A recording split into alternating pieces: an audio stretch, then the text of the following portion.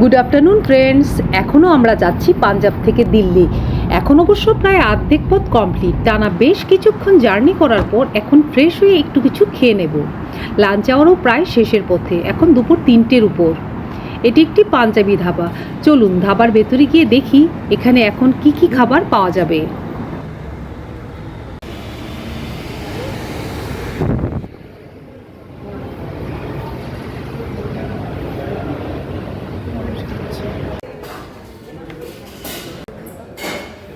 Fresh হয়ে বসে পড়লাম, তারপর যার যার পছন্দ অনুযায়ী খাবার অর্ডার করে দিলাম। অর্ডারের কিছুক্ষণের মধ্যেই চলে আসলো মশলা ধোসা উইথ সাম্বার অ্যান্ড চাটনি। তারপর আসলো ভেজ গ্রিল চিজ স্যান্ডউইচ। তারপর দিয়ে গেল একটি মশলা কুলচা। পাঞ্জাবের কুলচা আর পরোটা সত্যিই লাজবাব, তাই লাস্টবারের মতো আরেকবার অর্ডার করে দিলাম মশলা কুলচা। আর লস্যি তো অবশ্যই।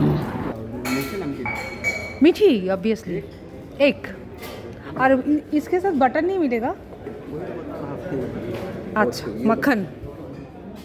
এখানে কুলচার সাথে দিয়ে গেছে 2 রকমের চাটনি, পেঁয়াজ আর পিওর বাটার। আবি হোগা মাখন লাগা কে কুলচা।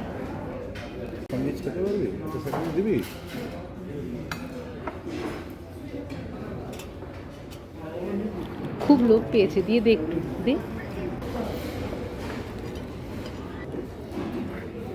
এখন আমাদের খাওয়া দাওয়া কমপ্লিট। সবগুলো খাবারই কিন্তু খুব টেস্টি ছিল।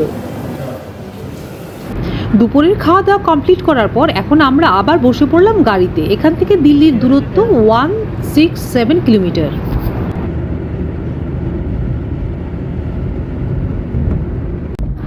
এখন আমরা পৌঁছে গেছি দিল্লি। এখন প্রায় বিকেল গড়িয়ে সন্ধে। এখন রাত প্রায় 8টার কাছাকাছি, তাই আজ রাত আমরা দিল্লিতেই কাটাবো। তাই চলে আসলাম একটি হোটেলে।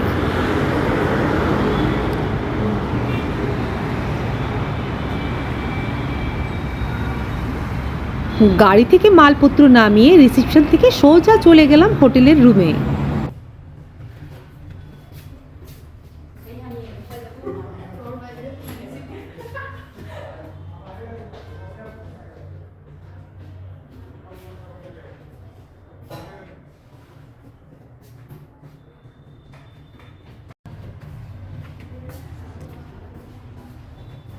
আমি এসিতে চালালাম।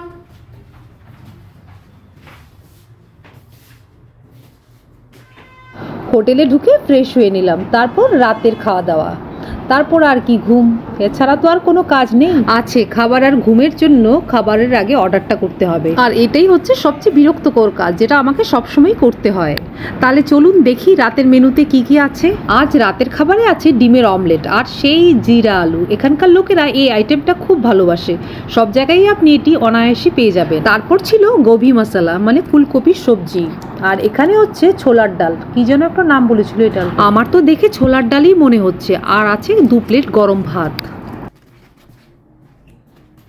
তাহলে চলুন এই দিয়েই আজ রাতের খাবার শুরু করা যাক। প্রথমেই ঢেলে নিলাম প্লেটে গরম ভাত, তারপর একে একে প্লেটে দিয়ে দিলাম আলু জিরা, ডাল আর গোভি মশলা।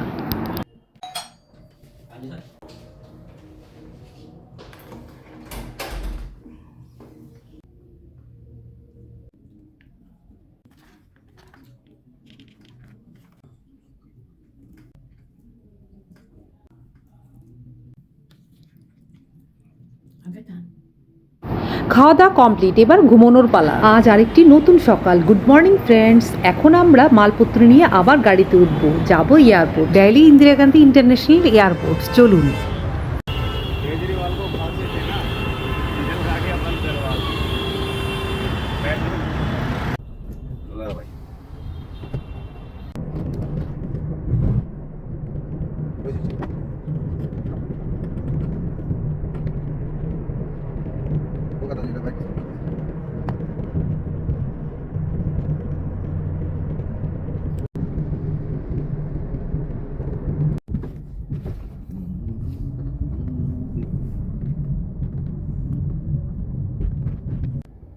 বাকি সব এখানে।